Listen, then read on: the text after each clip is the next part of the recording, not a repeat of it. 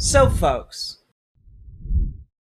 somehow Andrew Cuomo has returned with an op-ed in the Daily News titled "Democrats Must Resist the Shifting Far Left," with the picture of Abdul El-Sayed.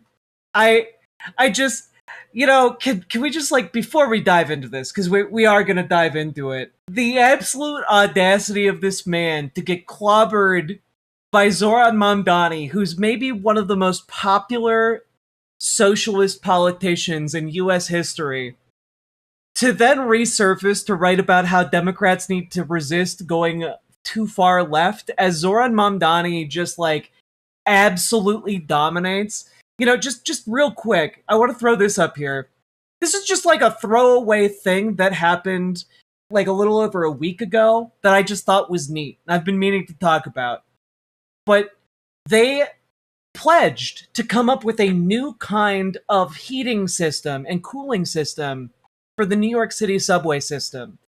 Because a lot of folks who take the subway in New York City know it gets really, really hot. And that's because the subway system was built so long ago that it doesn't really have a way to manage the heat generated by the subway system or by, air conditioning in the subway system, etc.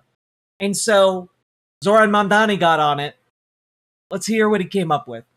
Stations for our subway riders, and the city of New York gets to save on energy costs potentially. Now, it's not clear just how much cooling we're going to be able to deliver or how much money is going to be saved. That's what the study is supposed to figure out. But we look forward to getting that data and sharing the analysis when we have them. I want to thank the mayor, who has elevated transit at City Hall to match Governor Hochul's tremendous 5-year energy that we've had in Albany. When we all get on the same page, we can do great things. And we're already seeing it with buses. So with that, let me turn it over to the mayor, and then we'll hear from our controller, from the public advocate. One of the things I like about Zoran Mamdani and his team is that they do these press conferences in the place that they're talking about. I think that's good. I think that is just unambiguously good. It gets people in touch with what the conditions are actually like. And I think that's wonderful. I think that needs to happen even more. Sake Tanuki, thank you for the 5 tier 1 subs. He's so cool, he personally lowers the temp multiple degrees by getting involved. Indeed. I mean, that's kind of what it seems like, right? From the DCAS commissioner and from the CCO of the City of New York as well. Mayor.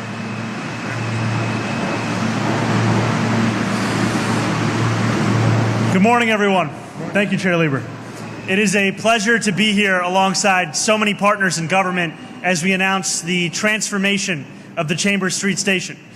However, I cannot say that it is a pleasure to be here on the Chambers Street JZ platform, a subway stop that has been described by New Yorkers as a poster child for dilapidation, a Street Fighter II arena, or simply, I'm getting off at Canal. I want to thank the governor and the MTA for leading this work and for using the funds from congestion pricing to improve New Yorkers' lives. I want to acknowledge, as we've heard, we have our New York City... It's also nice that he just talks about it in terms that, young people understand. Oh, it's like a Street Fighter II, fight arena. Okay, that makes sense. Controller Mark Levine, who is here with us, our public advocate Jumani Williams, our DCAS commissioner Yume Kitase, our chief climate officer Louise Young, and our New York City Transit president Demetrius Critchlow, who is here with us. When this station opened in 1913, it was a testament to a city ahead of its time, a city that built great things, bridges that were feats of structural engineering, buildings that soared into the sky, a transit system that would become the envy of the world. And it was also a testament to the city workers who labored in municipal offices directly overhead, who made that city possible. This station's grand vaulted ceilings and marble and terracotta detailing made real the conviction that our public infrastructure should reflect the ambition of the city it serves. And yet, as the years passed, this station slowly fell into a state of decay and disrepair. More than 100 years later, the Chambers Street station has become somewhat of a chamber of horrors, no longer a testament to the greatness of our city, but physical proof of generations of neglect. Today, as we announce the comprehensive renovation of a station that Twitter user at Xenophobic described as the, quote, stuff of nightmares. We are bringing that legacy of abandonment to an end. This restoration will bring the station back to its original grandeur and deliver the dignified commute that every— Oh, but here's the thing. Fuser Shay writes, I would hate to have to stand behind someone speaking who is on camera. Like, what do? Just stand there awkwardly? One, yes. But two, would you stand behind someone if you knew that by being on camera with them, it would advance your career? You could point to this moment as a moment where you actively contributed to the same project that well-beloved and liked figure also contributed to, right? Chambers Street is also a great station to use as a pilot, as it's literally within a 10 minutes walk of City Hall. Yeah, exactly. Like, it's a central location, people know it, and well, one, I think it's a perfect test case for what they're about to propose, but we'll get into that in a moment. But also, thank you for the 5 tier 1 sub, Sake Tanuki. What Zoran Mamdani is doing here is a political favor to each one of these people standing behind him and beside him, who's going to come up to the podium and talk for a little bit after he's done. Like, they are going to be able to use this for the next 20 years of their political careers. Like, it is done deliberately to build bridges with other members of the political establishment so that he can both build his own power and also help those who are coming up after him. Every New Yorker deserves. It will rebuild crumbling stairwells and broken doors. It will make critical structural repairs, including fixes to the ceiling and to the underlying issues that caused regular leaks. It will install new station lighting and security cameras to keep New Yorkers safe. And it will restore the ceramic tiles, mosaic. You'll also notice this isn't unique to Zoran, but he does, I think, do it a lot better than other politicians do. It seems to be a lot more calculated, a lot more intentional with Zoran. But you'll see other politicians doing this too, like governors of states. Donald Trump does it at his rallies, stuff like that. Terracotta decorations and marble bases that make this station so unique. As we stand together to celebrate the restoration of this station's past, we also will renew our ambitions for the future. Those ambitions, as you heard from Chair Lieber, extend to transforming the only thing that causes more anxiety than descending into the Chambers Street station: the prospect of standing on the subway platform in the heat of summer. That is why I am proud to announce that City Hall's partnership with the MTA will extend to the Joint Thermal Energy Network feasibility study in the adjacent Brooklyn Bridge City Hall station. Anyone who has stood on a subway platform in August knows that our stations do not just get hot, they turn into underground saunas. And if you, like me, do not know what a summer suit is and choose instead to commute in a wool one, let me tell you, it is far from a therapeutic experience. During the summer, the Brooklyn Bridge City Hall station becomes one of the hottest stations in New York City. This Thermal Energy Network feasibility study will explore the possibility of using the heat that accumulates in this station over the summer to heat the municipal campus above us come winter. That includes not only the David Dinkins Municipal Building, but also Tweed Courthouse, Surrogates Court, and City Hall. To do so, we would capture heat in boreholes that would run 500 to 600 feet underground and install a system of circulating pumps and pipes that will use the heat from below our city's surface to warm the offices where our municipal workers are hard at work, powering this incredible city. I love this. I love heat pumps. Heat pumps are incredibly efficient. And also, this is genius. This is genius. It's efficient, but also, yeah, use the heat generated by the New York City subway system to then heat buildings in the wintertime. Store all of that heat, store that thermal energy, and use it when it gets cold. That's brilliant. If you can figure out a way to make that work for City Hall, then you can make that work for all of New York City. That would genuinely be great. Is he talking geothermal? I mean, kind of. He's basically saying that the New York City subway system gets so hot that you can effectively, instead of drilling all as far down as you would need for geothermal, you can use that geothermal energy and pool it into reservoirs to be tapped into during the wintertime, which is pretty interesting. So yeah, it's kind of a form of geothermal. It's not what people typically think of as geothermal, but heat pumps are very well known and used throughout the country. You typically find it in more sustainable designs for buildings, but I guess I just never thought of attaching a system like that to the New York City subway. But that's brilliant. That's a great idea. Did he mention what type of storage he's using for the heat? I know that sand can be used, but let's hear him out. Let's hear him out. Finland already does something like this. Exactly. This is where I'm familiar with what is being talked about here as well. Like the Nordic countries all have different versions of this. The world's largest cavern thermal energy storage, Varanto. Building a seasonal thermal energy storage facility in Vanta, Finland. Our seasonal thermal energy store heat in underground caverns so that it can be used to heat buildings via the district heat network. Giant underground facility. 3 caverns, 200 meters wide, 300 meters long, 40 meters high. Be excavated. The bottom of the caverns will be 100 meters below ground level. Capacity of the caverns is huge. The total volume is 1,100,000 cubic meters. Okay, the underground caverns will be filled with hot air. Pressure will be created within the space, allowing the water to reach temperatures of up to 140 degrees without the water boiling or evaporating. The total thermal capacity of the fully charged seasonal thermal energy storage is 80 gigawatt 80 gigawatt hours, equivalent to as much as 8 million euros worth of district heat. Yeah, I mean, like, this is very much possible to do. I guess I imagine there'd be like storage in, if we're talking about like a borehole storage, then I'm guessing like maybe high pressure, like really high pressure storage. I guess I'm curious to know like what kind of fluid would be used there. Maybe water, maybe something else. Very, very cool. It also avoids having to shut down multiple stations or even lines for renovations in the most used public transit system in the country. Yeah.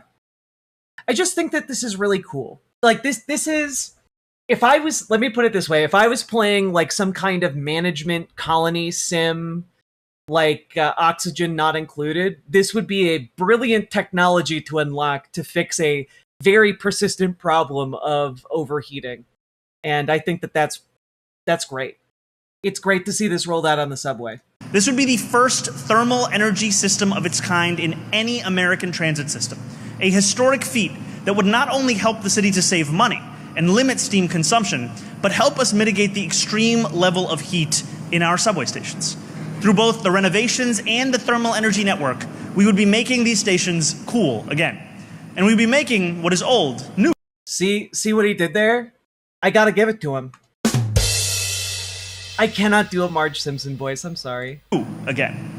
After all, one of the original plans for this station's ventilation system consisted of 4 large cooling fans connected to groundwater pumps, a system designed to protect New Yorkers from the summer heat. While more than a century has passed, the conceit remains the same. New Yorkers deserve subway stations that give us a glimpse into our future. And that is exactly what we intend to deliver. Thank you very much. And now with that, it's very, very cool stuff. I love it.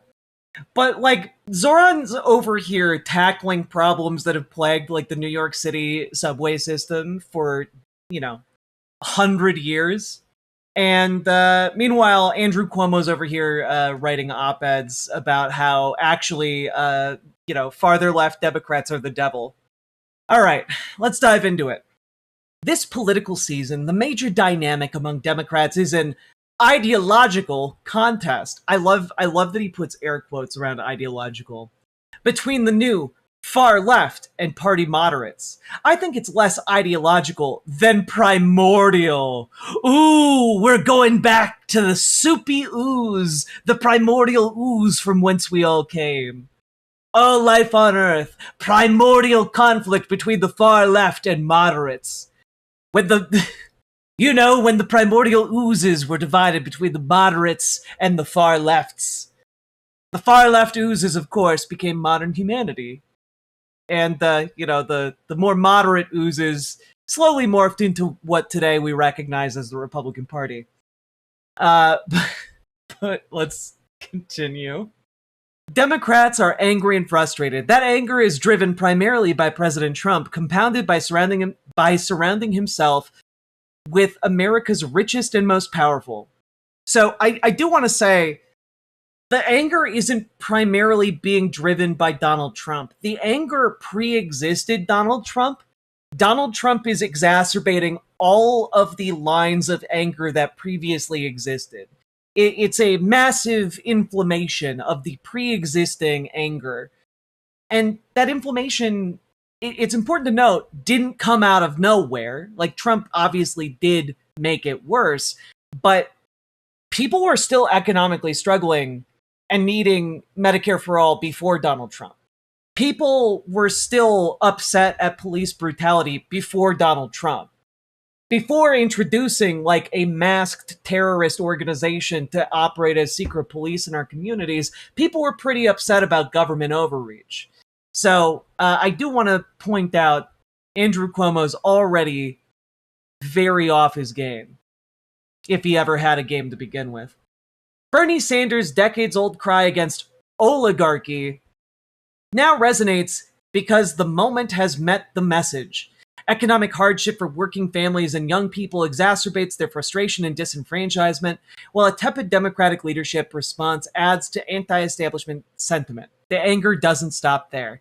Well, it's just like the economic hardship for working families and young people, like that, again, pre-exists Trump.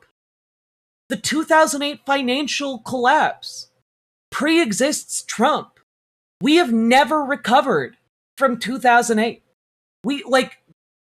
Millennials came of age in an economic downturn of historic proportion, and the economy never got better. Instead, it got propped up time after time by investor cash. And right now, we are living under the final gasp of the economy being propped up by investor cash. When this AI bubble goes, and there are some indications it is already going, like, it's going to be devastating if we do not have enough support. Many Democrats, especially younger ones, are angry at Israel over Gaza. The deaths and suffering are unquestionably a grave human tragedy. Surprisingly, that anger has metastasized into actual anti-Semitism, not merely opposition to Israel's government, but blaming Jewish Americans and contributing to anti-Semitic incidents, with assaults reaching record levels. Why are American Jews being targeted in a way no other ethnic or religious group has been in modern history? I will say, anti-Semitism is terrible. I will also say that perhaps one of the biggest contributors to this rise of anti-Semitism is the Democratic establishment's insistence on conflating Jewish people with the state of Israel. Conflating those two things is what is leading to this. And like, the broader left is not conflating those two things. The people doing the conflation are establishment Democrats. That conflation itself is anti-Semitic. When people conflate the state of Israel and say, it has the right to be an ethno-supremacist state, they abandon their liberal principles, their liberal values. When you engage in ethno-state apologia, that's what you're doing. So when we're talking about this anti-Semitism, the anti-Semitism that I see, by and large, day after day, perpetuated by Democrats, is coming from the Democratic establishment. It's this narrative that is doing the damage. Again, it is the failure of the Democratic establishment to recognize the danger of pledging loyalty to another nation when they represent the people who live in America. And it is the failure to recognize the danger of taking that money from lobbying groups. And it is the failure to recognize the incredible amount of anti-Semitic damage that is done by saying the actions of a state are the same as the actions of an ethnic group. That's a huge problem. because they're implicitly saying if you criticize the state of Israel for engaging in genocide, you are therefore doing anti-Semitism to all Jewish people. And that's just bullshit. But some people who believe their argument, that leads them to anti-Semitism. Now, it's the side effect of having a Nazi government, blame the right. But that's what I'm getting at, right? The side effect here of taking money from an ethno-state is that you adopt some of the ideology of the ethno-state. You in fact inject this poisonous idea into the Democratic Party and the American psyche. And like, that's not good. Mainstreaming ethno-supremacy is never a good thing. But that's what the Democratic establishment has done. And so I just think that, like, part of the problem, of course, is the government that is doing the genocide.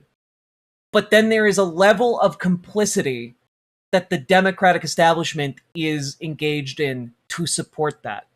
And that is poisonous. It is poisonous. So I guess I would just say to Andrew Cuomo, if you want to address this, you have to fix the heart of the Democratic Party so that we aren't conflating the actions of a state with an ethnic group. You have to root out the, ethno-state rhetoric from the Democratic Party. You cannot tolerate politicians who are supporting ethno-states. And, like, it should be pretty easy, right? Like, it should be easy to point this out. It should be easy to say, I do not support ethno-states. It should be easy to say, actually, I think that genocide should not be ever permissible. But too many Democrats have taken too much money to actually do what is the decent thing, the just thing, to speak out against genocide. And that is a problem. Anti-Trump and anti-Semitic sentiment coalesce into a broader anti-establishment movement fueled by younger voters and immigrants. Like, holy shit. We get through one more sentence. Andrew Cuomo here is saying anti-Trump and anti-Semitism have come together because young people and immigrants are both anti-Trump and anti-Semitic. That's insane. In last year's New York City mayoral election, I won among voters born in the city, but lost among recent residents. Holy shit, he's just going full racist. He's just going full racist. Oh my god. Yeah, the people who moved to New York City and weren't born in New York City, they're not real residents of New York City. No, guys, you don't understand. If you weren't born in New York, you're not a New Yorker. I'm sorry. Truly disgusting rhetoric. Fuck, man. In Michigan, Abdul El-Sayed dominated college towns and university counties, while Haley Stevens won more than 60% in Detroit and carried traditional Democratic strongholds. The thing that's crazy to me is, like, you should be looking at what he did right.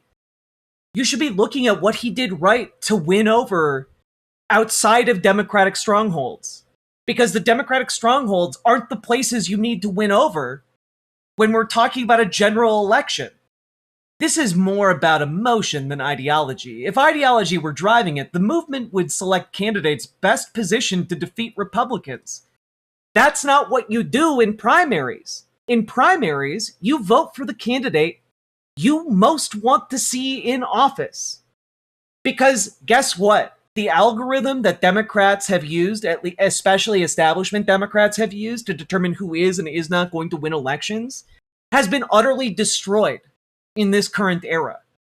Like, for example, if you take Andrew Cuomo's ideas at face value here, Angie Nixon never should have run in her Democratic primary in Florida. She just won against the establishment candidate who outspent her 36-1. She had a budget for her entire campaign of $60,000. She just won a statewide Democratic primary. I thought he, as well as the Griff Steeds founder, We're leaving NYC. God, I really was hoping he was going to make good on that promise. Instead, it has chosen far-left candidates less competitive than many moderates they defeated. By the way, it's really easy to say that they're less competitive when you haven't seen the general election yet. Who was this again? He's the guy who lost to Zoran Mamdani. He's a real chumbus. The organized opposition is largely the Democratic Socialists of America, with only 120,000 members and little coherent ideology. Only 120,000 members. Only the largest socialist organization to ever exist in the United States. Its platform reflects the deep frustration and alienation with the system. Eliminate the presidency in favor of a parliamentary system. Eliminate the Supreme Court and Senate. Defund the police. Again, these are not universally agreed upon ideas from DSA. Many of these proposals require constitutional amendments approved by 2/3 of Congress and 3/4 of the states. Nor can a state realistically become socialist. Tax the rich and redistribution sound enticing, but ultimately risk driving wealth to the other 49 states.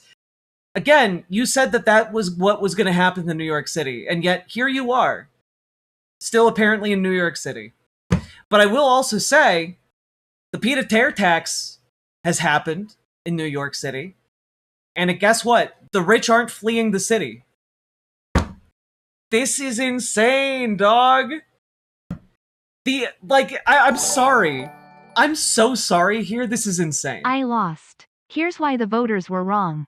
Notorious sex pest. Right. The idea that the government can't tax the rich is maybe one of the most insane. We have taxed the rich. We taxed the rich at a higher rate when we had literal robber barons. We have taxed the rich at far higher rates than we tax now. We can do it again. The only problem with defund the police is the extra D. Defund the police is a more accurate description of the changes to public service. Indeed. But it's just like, the country has been at its most profitable for both the rich and the working class back when we taxed the rich.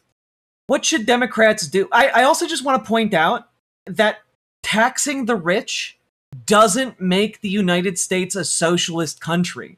Just passing more taxation on the rich is not what socialism is. That's still capitalism. It's just capitalism with more taxes on the rich. That's it. What should Democrats do? Let it run its course. Trump will leave office, anti-Trump anger will subside, and hopefully peace will come to the Middle East. The more the DSA explains radical change, the less credible it becomes. Open borders and closing prisons defy common sense. Yeah, heaven forbid the United States not incarcerate the most people on the face of the planet. We don't need to do that. We actually don't need private prisons that lobby for more people to be criminalized and put in their low security prisons to be used as slave labor. We actually don't need that. We don't need that to prop up our economy. We don't need that to make the country a better place. We actually don't need to do that. Free buses and tax the rich will produce little positive change and potentially serious negative consequences, compounded by their incompetent executive management. Will attack on Zoran Mamdani, a man who has been uniquely capable and been getting shit done since day one.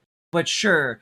Also, yeah, Andrew Cuomo, slander free buses as if the ability to freely traverse the city of New York isn't, in fact, an incredibly good thing to do.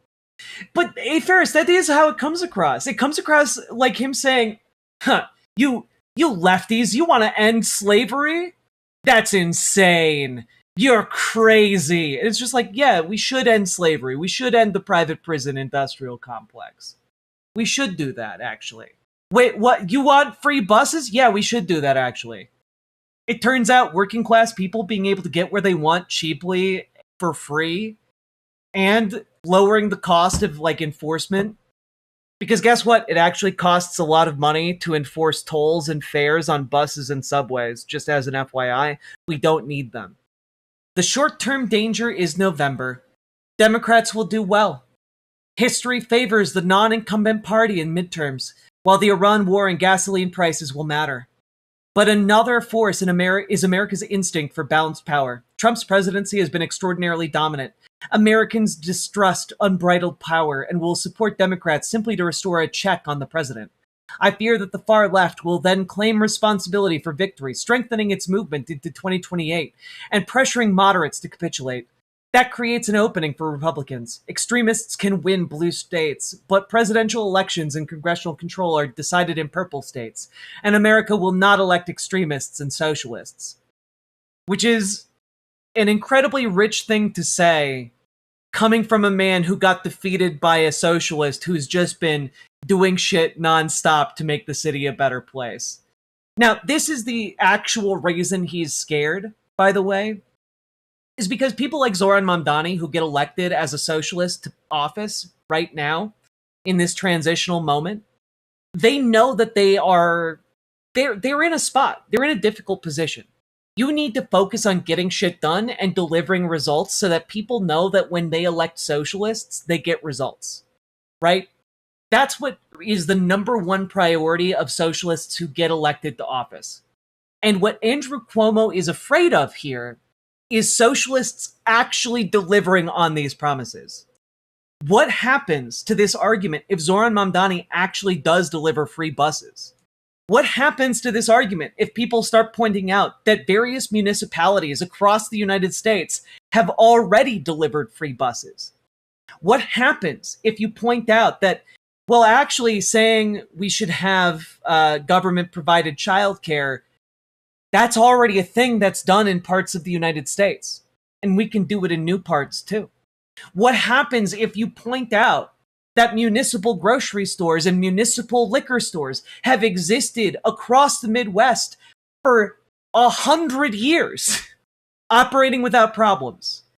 Well, suddenly, Andrew Cuomo's argument here completely breaks down, because in the face of competent governance, moderate Democrats stop looking like the adults in the room and start looking like out-of-touch conservatives.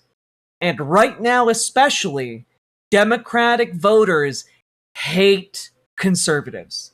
Democrats need an honest discussion after a long look in the mirror. Do we become a fringe party driven by division and anger, or restore a progressive tradition of uniting people and governing efficiently or effectively to improve people's lives? We have 2 years to decide. Just want to point out here, people do not want a return to status quo. That was what Joe Biden's entire administration was about. And what wound up happening? His governing coalition fell apart. His successor was not able to make a compelling argument because people were already disillusioned and harmed by the status quo. And so people took a chance and voted in Trump again. And now we have the shittiest president in the history of the country. The lesson that people are taking away from that is not, oh, we need to go back to the status quo again because it was so good. The lesson people are taking from that is we need to go farther left because that is the only actual check on the ascendant fascist movement in America. What the fuck did Cuomo even do? He was the 56th governor of New York, which this article handily includes at the very bottom of the of this article. So just as a reminder, Zoran Mamdani beat the former governor of New York State, which, you know, pretty cool. Also, worth pointing out there that much like Donald Trump, Andrew Cuomo has been embroiled in a lot of sex scandals and, you know, maybe isn't the great guy to take political advice from after being handily defeated in a mayoral election and also, again, having numerous allegations against him. So, all that being said, folks, I do think it's funny that Andrew Cuomo emerged to make the shittiest arguments imaginable and is now gone back into the shadows, and I think that's great. Anyway, if you got anything out of this, hit the like button, hit the subscribe button, leave a comment. Comments really, really help in the algorithm. And folks, I also just want to say, The only way we beat these bastards, the only way we beat these status quo Dems, the only way we beat these establishment fucks is by getting organized. So join your local Dems, join your local DSA, start learning how to navigate that space because we need people to show up to the meetings. When you show up to meetings, you can actually do really cool shit. The DNC recently voted on what the official Democratic platform was going to be. And because people in the room joined their local Democrats and worked their way up to become delegates and worked their way up through the system and became part of the DNC, guess what? They adopted officially as the Democratic platform, abolish ICE. That is the official part of the Democratic platform. They also were able to defend ranked choice voting because for whatever reason, establishment Dems in the DNC wanted to adopt a resolution to oppose ranked choice voting as a party. Just as an FYI, that's part of the reason you get involved. All that being said, if you need help getting started, you can join our Discord, reach out to GamerG for help joining your local DSA, reach out to Dragonfly for help joining your local Dems, and last but not least, folks, check out ImogeneOlivia.com. Gender euphoric lingerie designed from the ground up for trans femmes. Tested with cis men, cis women, non-binary folks. It is comfortable, sexy, non-tucking lingerie. Go check it out. ImogeneOlivia.com. Link down in the description. Let's keep on going. So what I'm getting here is that Andy Cuomo just went full of hood off. I mean, yeah. I mean, effectively, when Andrew Cuomo is like, well, the only reason I lost is because of all these non-native immigrants. Like, I mean, that's pretty racist. Yeah. Also, Tiralana, thank you for the $5 super chat. And folks, let's keep going. Riverboat Jack is coming to town. All the viewers gather around. Twitch and YouTube and swishy streams. All that content is bursting the scenes. Politics, daily, flame more. Your sense of fashion, you'll adore. So grab your stuff and hop aboard. We're going straight to Jack's Discord.